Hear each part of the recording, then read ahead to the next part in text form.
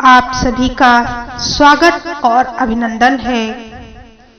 आप सुन रहे हैं अध्यात्म स्त्रों द्वारा प्रसारित श्रीमद् वाल्मीकि रामायण कथा। वाल्मीकि रामायण कथा के अंतर्गत महात्म्य भाग में पांचवा अध्याय। पांचवें अध्याय में रामायण के नवाहन श्रवण की विधि का वर्णन किया गया है।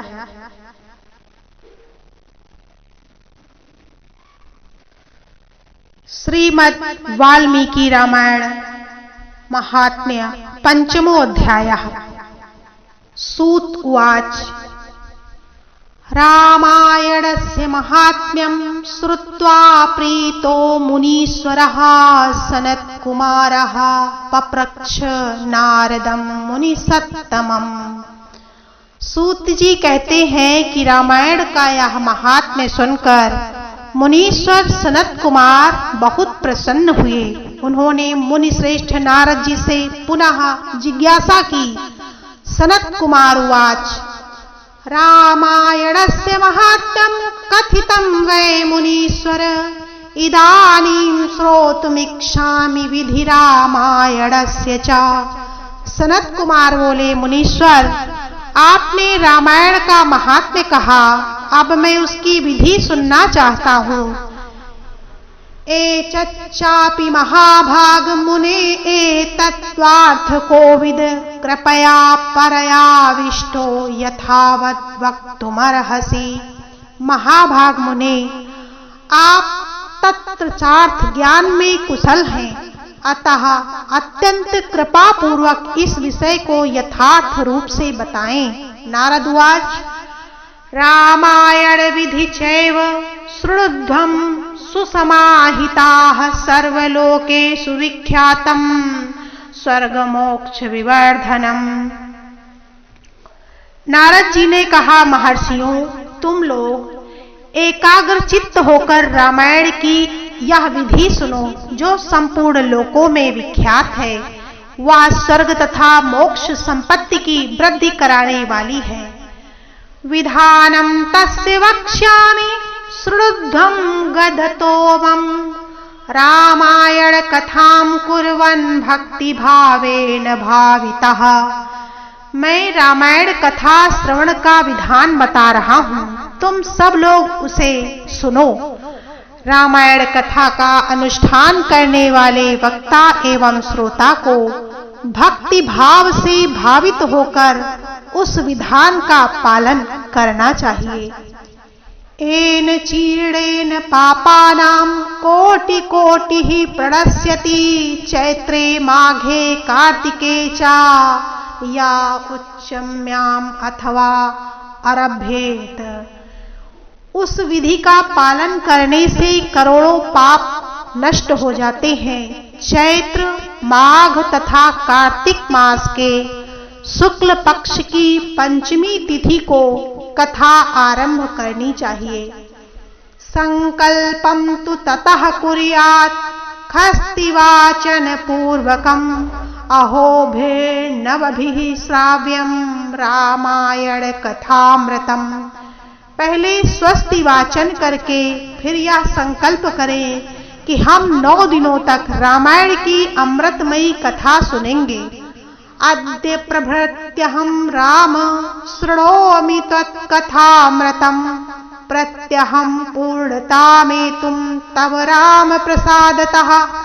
फिर भगवान से प्रार्थना करें, श्री राम, आज से प्रतिदिन मैं आपकी अमृतमयी कथा सुनूंगा। यह आपकी कृपा प्रसाद से परिपूर्ण हो। प्रत्यहं दंत शुद्धि च अपामार्गस्य शाखया कृत्वा स्नायित विधिवत राम भक्ति परायणः। नित्य प्रति अपामार्ग की शाखा से दंत शुद्धि करके राम भक्ति में तत्पर होकर विधि पूर्वक स्नान करें। स्वयं च बंधुभिः साध्यर्थं शृणुयात् प्रयतेन्द्रियः स्नानं कृत्वा यथाचारं दन्तधावन पूर्वकम्। शुक्लांबर अधरः शुद्धो गृहमागत्य वाग्यतः प्रक्षाल्य पादावचम्य अस्मरेण रामायणं प्रभु। अपनी इंद्रियों को संयम में रखकर भाई बंधुओं के साथ स्वयं कथा सुने।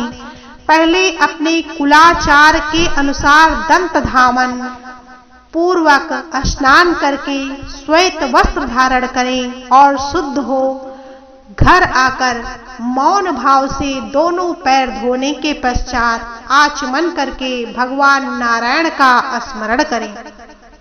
नित्यं देवार्चनं कृत्वा पश्चात् संकल्प पूर्वकं रामायण पुस्तकं च अर्चयेद भक्ति भावतः।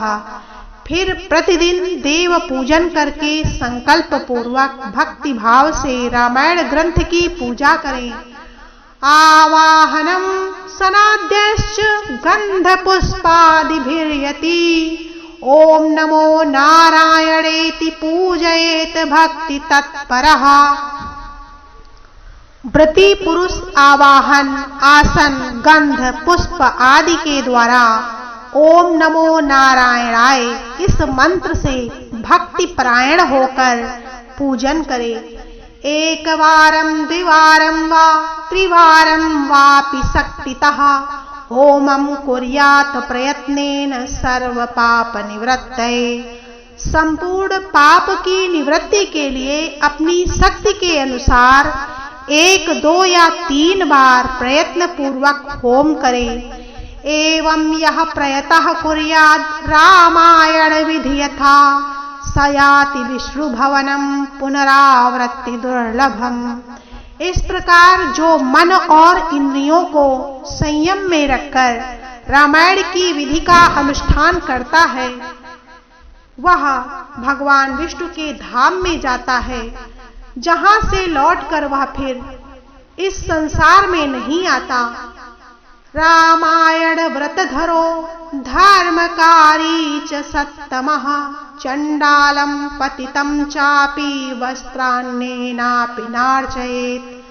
जो रामायण संबंधी व्रत को धारण करने वाला तथा धर्मात्मा है वह श्रेष्ठ पुरुष चांडाल अथवा पतित मनुष्य का सत्कार न करे। नास्तिकान भिन्न मर्यादान निंदकान पिसुनानपि रामायण व्रत परो वांग्य त्रेणापि नार्चयेत्। जो नास्तिक धर्म की मर्यादा को तोड़ने वाले परनिंदक और चुगलखोर हैं उनका रामायण व्रतधारी पुरुष वाणी मात्र से भी आदर न करे। कुंडासिनं गायकं च तथा देवलकासनं भिषजं काव्यकर्तारं देवद्विज विरोधिनं परान्नलोलुपं चैव परस्त्री निरतं तथा रामायण व्रतपरो वांगत्रेणापि नार्चयेत्। जो पति के जीवित रहते ही पर पुरुष के समागम से माता पिता द्वारा उत्पन्न किया जाता है उस जारज पुत्र को कुंड कहते हैं। ऐसे कुंड के यहाँ जो भोजन करता है, जो गीत गाकर जीविका चलाता है, देवता पर चढ़ी हुई वस्तु का उपभोग करने वाले मनुष्य का अन्न खाता है, वैद्य है, लोगों की मिथ्या प्रशंसा में कविता लिखता है, देवताओं तथा ब्राह्मण का विरोध करता है, पराये अन्न का लोभी है और पर स्त्री में आसक्त रहता है, ऐसे मनुष्य का भी रामायण व्रती पुरुष वाणी मात्र से भी आदर न करें। इत्येवम् आदिभिः शुद्धोऽवसि सर्वहिते रतः रामायण परो भूत्वा पराम सिद्धिं गमिष्यति। इस प्रकार के दोषों से दूर एवं शुद्ध होकर जितेंद्रिय एवं सबके हित में तत्पर रहते हुए जो रामायण का आश्रय लेते हैं वह परम सिद्धि को प्राप्त होते हैं। नास्ति गंगा समम तीर्थम नास्ति मातृ समो गुरुः नास्ति विष्णु समो देवो नास्ति रामायणात् परम। गंगा के समान दूसरा तीर्थ नहीं है और माता के तुल्य दूसरा गुरु नहीं है। भगवान विष्णु के सदृश देवता तथा रामायण से बढ़कर कोई उत्तम वस्तु नहीं है। नास्ति वेद समम शास्त्रम नास्ति शांति समम सुखम नास्ति शांति परम ज्योतिर्नास्ति रामायणात् परम। वेद के समान शास्त्र, शांति के समान सुख शांति से बढ़कर ज्योति तथा रामायण से उत्कृष्ट कोई काव्य नहीं है। नास्ति क्षमा समम सारम नास्ति कीर्ति समम धनम नास्ति ज्ञान समो लाभो नास्ति रामायणात् परम। क्षमा के सदृश बल, कीर्ति के समान धन, ज्ञान के समान लाभ तथा रामायण से बढ़कर कोई उत्तम ग्रंथ नहीं है। तदन्ते वेद विदुषे गाम दद्याक्ष सदक्षिणाम रामायणं पुस्तकं चा वस्त्रालंकरादिकम। रामायण कथा के अंत में वेदज्ञ वाचक को दक्षिणा सहित गौ का दान करें। उन्हें रामायण की पुस्तक तथा वस्त्र और आभूषण आदि दें। रामायण पुस्तकं यो वाचकाय प्रयच्छति याति विष्णु भवनम यत्र गत्वा न सोचति। जो वाचक को रामायण की पुस्तक देता है वह भगवान विष्णु के धाम में जाता है, जहां जाकर उसे कभी शोक नहीं करना पड़ता। नवाहज फलम कर्तुम शृणु धर्म विदाम्बर पंचम्यां तु समारभ्य रामायण कथामृतम। कथा श्रवण मात्रेण सर्व पापैः प्रमुच्यते। धर्मात्माओं में श्रेष्ठ सनत कुमार, रामायण की नवाहन कथा सुनने से यजमान को जो फल प्राप्त होता है उसे सुनो। पंचमी तिथि को रामायण की अमृतमयी कथा को आरंभ करके उसके श्रवण मात्र से मनुष्य सब पापों से मुक्त हो जाता है। यदि द्वयं कृतं तस्य पुंडरीक फलं लभेत व्रतधारी तु श्रवणं यः कुर्यात् स जितेन्द्रियः। अश्वमेघस्य यशस्य द्विगुणं फलम् अश्रुते चतुः कृत्वा श्रुतं येन कथितं मुनिसत्तमाः। संलभेत परम पुण्यम अग्निष्टोम अष्टकम संभवम। यदि 2 बार यह कथा श्रवण की गई हो तो श्रोता को पुंडरीक यश का फल मिलता है। जो जितेंद्रिय पुरुष व्रत धारण पूर्वक रामायण कथा का श्रवण करता है वह 2 अश्वमेघ यज्ञ का फल प्राप्त करता है। मुनिवरों, जिसने 4 बार इस कथा का श्रवण किया है वह 8 अग्निष्टोम के परम पुण्य फल का भागी होता है। पंचकृतो व्रतमिदं कृतं येन महात्मना अत्य अग्निष्टोमोजं पुण्यं द्विगुणा प्राप्नुयान् नरः।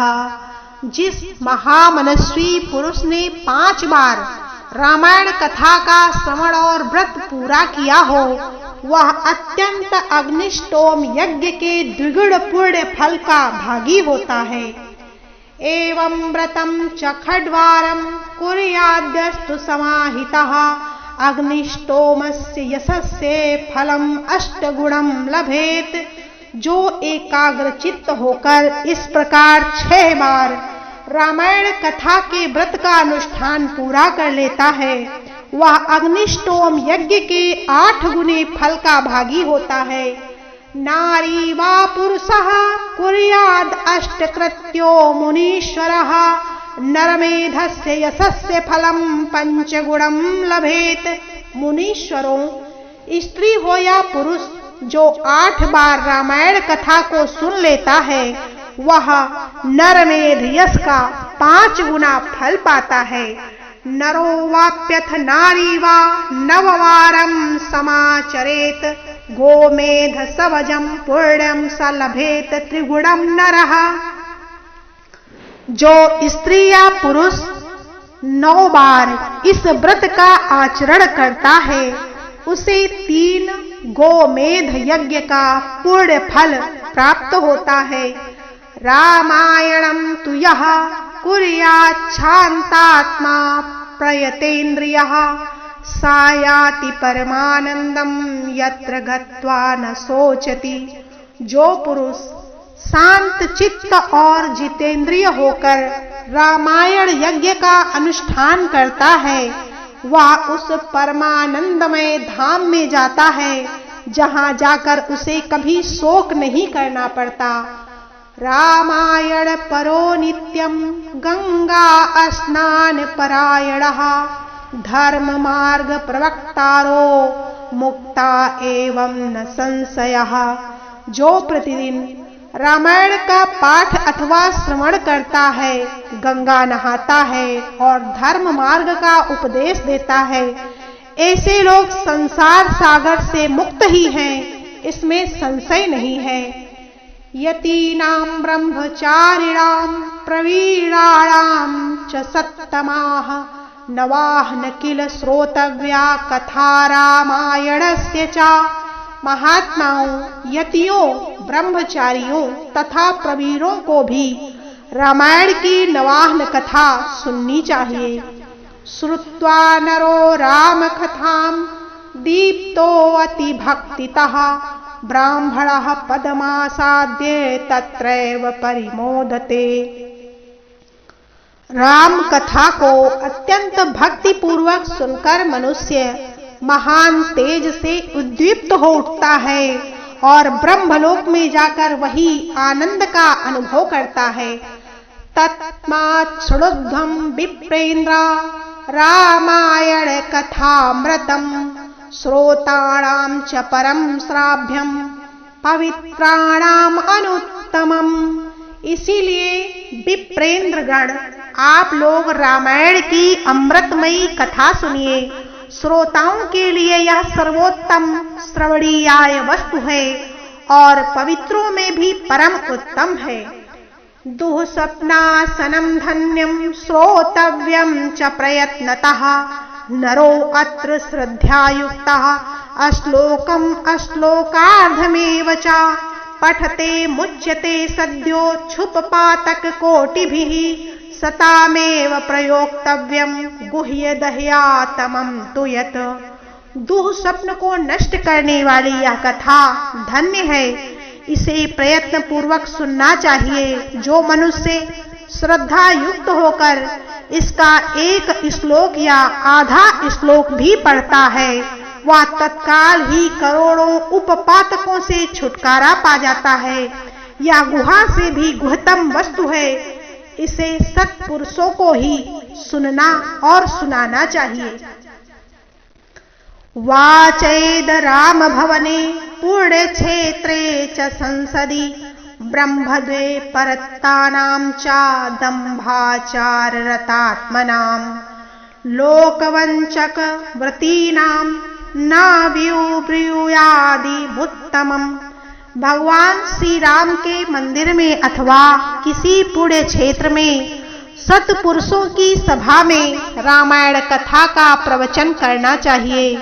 जो ब्रह्मद्रोही पाखंडपूर्ण आचार में तत्पर तथा लोगों को ठगने वाली वृत्ति से युक्त है उन्हें यह परम उत्तम कथा नहीं सुननी चाहिए। रक्तं कामादिदोषाणां राम भक्ति तरात्मनां गुरु भक्ति रतानां च वक्तव्यं मोक्ष साधनम। जो काम आदि दोषों का त्याग कर चुके हैं, जिनका मन राम भक्ति में अनुरक्त रहता है तथा जो गुरुजनों की सेवा में तत्पर हैं, उन्हीं के समक्ष यह मोक्ष की साधनभूत कथा बांचनी चाहिए। सर्वदेवमयो रामः स्मृताश्चात्रिपडासनः सद्भक्तवत्सलो देवो भक्त्या तुष्यति नान्यथा। श्री राम सर्वदेवमय माने गए हैं। वे आर्द्र प्राणियों की पीड़ा का नाश करने वाले तथा श्रेष्ठ भक्तों पर सदा ही स्नेह रखते हैं। वे भगवान भक्ति से ही संतुष्ट होते हैं, दूसरे किसी उपाय से नहीं। अवसेनापि यन्नाम्नि कार्तिते वा अस्मृते अपि वा विमुक्ता पातकः सोऽपि परमं पदमनुते। मनुष्य विवश होकर भी उनके नाम का कीर्तन अथवा स्मरण कर लेने पर समस्त पातकों से मुक्त होकर परम पद का भागी होता है। संसार घोर कांतार दावा अग्निर्मर्थ सूधनः अस्मरतृणां सर्व पापानि नाशयत्यासु सत्तमाः। महात्माओं, भगवान मधुसूदन संसार रूपी भयंकर एवं दुर्गम वन को भस्म करने के लिए दावा नल के समान हैं। वे अपना स्मरण करने वाले मनुष्यों के समस्त पापों का शीघ्र ही नाश कर देते हैं। तदर्थकमिदं पुण्यं काव्यं श्राव्यमनुत्तमं श्रवणात् पठनाद् वापि सर्वपापि विनाशकृतम्। इस पवित्र काव्य के प्रतिपाद्य विषय वे ही हैं, अतः यह परम उत्तम काव्य सदा ही श्रवण करने योग्य है। इसका श्रवण अथवा पाठ करने से यह समस्त पापों का नाश कर देने वाला है।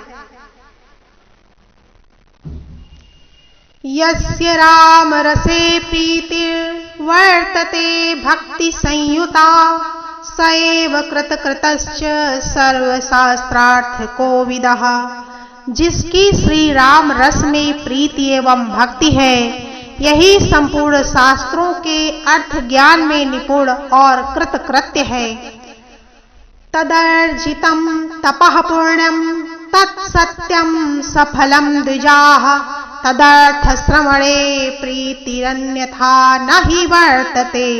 ब्राह्मणों, उसी की उपार्जित की हुई तपस्या पवित्र, सत्य और सफल है, क्योंकि राम रस में प्रीति हुए बिना रामायण के अर्थ श्रवण में प्रेम नहीं होता।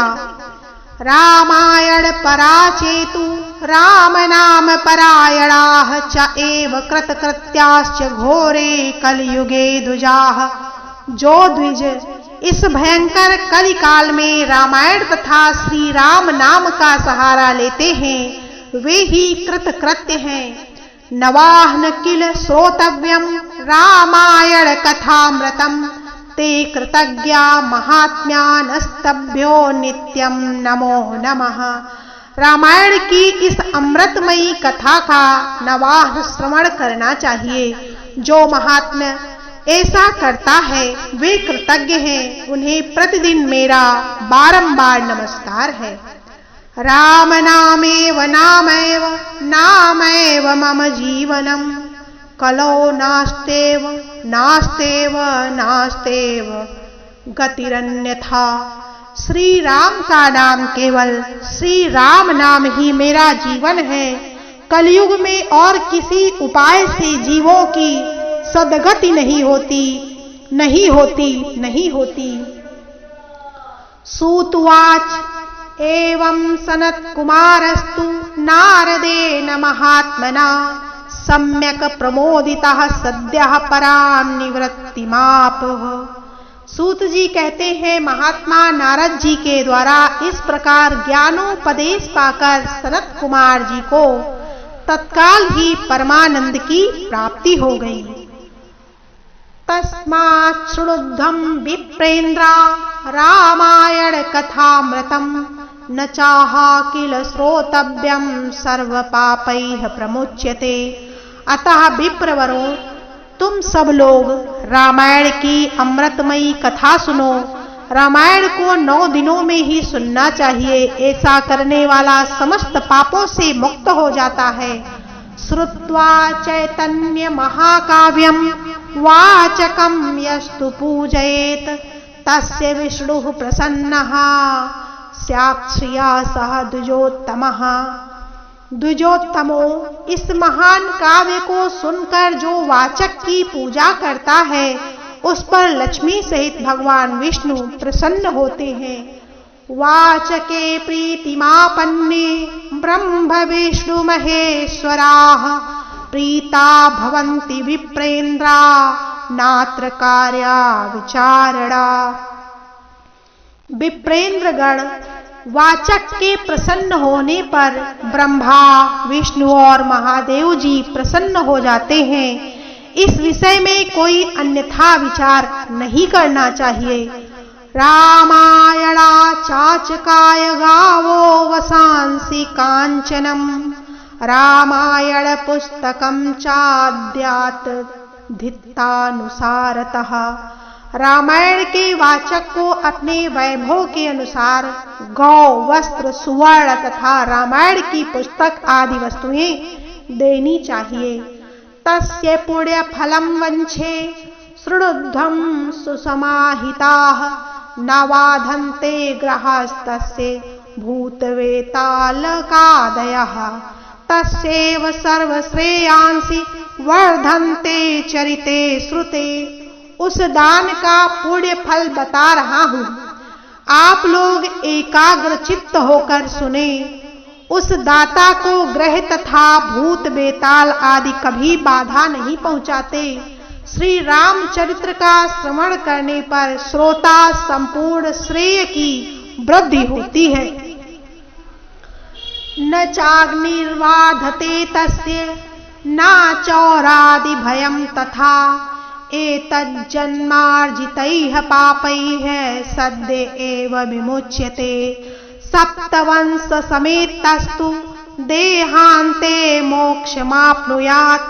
उसे न तो अग्नि की बाधा प्राप्त होती है और न चोर आदि का भय ही। वह इस जन्म में उपार्जित किए हुए समस्त पापों से तत्काल ही मुक्त हो जाता है। वह शरीर का अंत होने पर अपनी 7 पीढ़ियों के साथ मोक्ष का भागी होता है। इत्येद्वः समाख्यातम नारदेन प्रभासितम सनत कुमार मुनये प्रक्षते भक्तितः पुरा। इसीलिए रामायण सभी ऋतुओं में हितकारक है। इसके द्वारा भगवान की पूजा करने वाला पुरुष मन से जो जो चाहता है उसे निसंदेह प्राप्त कर लेता है। सनत कुमार यत पृष्टम तत्सर्वे गदितम मया रामायणस्य महात्म्यम किमन्यत् श्रोतुमिच्छसि। पूर्व काल में सनत कुमार मुनि के भक्ति पूर्वक पूछने पर नारद जी ने उनसे जो कुछ पूछा था वह सब मैंने आप लोगों को बता दिया। रामायणम आदि काव्यम सर्ववेदार्थ सम्मतम सर्व पाप हरम पुण्यम समस्त सर्व दुख निवारणम समस्त पुण्य फलद सर्व यज्ञ फलप्रदम। रामायण आदि काव्य है। यह संपूर्ण वेदार्थों की सम्मति के अनुकूल है। इसके द्वारा समस्त पाप का निवारण हो जाता है। यह पुण्यमय काव्य संपूर्ण दुख का विनाशक तथा समस्त पुण्यों और यज्ञ का फल देने वाला है। ये पठन् यत्र विबुधाः श्लोकम श्लोकार्धमेव चा न तेषां पापबन्धस्तु कदाचिदपि जायते। जो विद्वान इसके एक या आधे श्लोक का भी पाठ करते हैं उन्हें कभी पापों का बंधन प्राप्त नहीं होता। रामार्पितमिदं पुण्यं काव्यं तु सर्वकामपदं भवत्या शृण्वन्ति विदन्ति तेषां पुण्यफलं शृणु। श्री राम को समर्पित किया हुआ यह पुण्य काव्य संपूर्ण कामनाओं को देने वाला है। जो लोग भक्ति पूर्वक इसे सुनते और समझते हैं उनको प्राप्त होने वाले पुण्य फल का वर्णन सुनो। सत जन्मार्जितैः पापैः सद्य एव विमोचिताः सहस्र कुल संयुक्ताः प्रयान्ति परमं पदम। वे लोग सब जन्मों में उपार्जित किए हुए पापों से तत्काल ही मुक्त हो जाते हैं और अपनी हजारों पीढ़ियों के साथ परम पद को प्राप्त होते हैं। किम तीर्थे घोर प्रदा नैर्वा किम तमो तपोभिः किमध्वरैः अहन्यहनि रामस्य कीर्तनम परिश्रवणताम। जो प्रतिदिन श्री राम का कीर्तन सुनते हैं उनके लिए तीर्थ सेवन, गोदान, तपस्या तथा यज्ञों की क्या आवश्यकता है।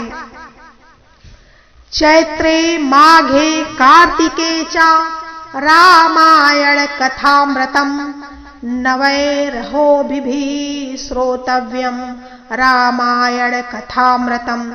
चैत्र मात्र तथा माघ तथा कार्तिक में रामायण की अमृतमयी कथा का नवाहन पारायण सुनना चाहिए। राम प्रसाद जनकम राम भक्ति विवर्धनम सर्व पाप क्षयकरम सर्व संपद विवर्धनम। रामायण ग्रंथ श्री रामचंद्र जी की प्रसन्नता प्राप्त करने वाला, श्री राम भक्ति को बढ़ाने वाला, समस्त पाप का विनाशक तथा सभी संपत्तियों की वृद्धि करने वाला है। यस्त्वेतत् शृणुयाद च वापि षडेदवा सुसमाहितः सर्व पाप विनिर्मुक्तो विष्णुलोकम स गच्छति। जो एकाग्रचित्त होकर रामायण को सुनता अथवा पढ़ता है वह सब पापों से मुक्त होता है, भगवान विष्णु के लोक में जाता है। इति श्री स्कंद पुराणे उत्तरखंडे नारद सनत कुमार संवादे रामायण महात्म्ये फलानुकीर्तनम नाम पंचमो अध्यायः।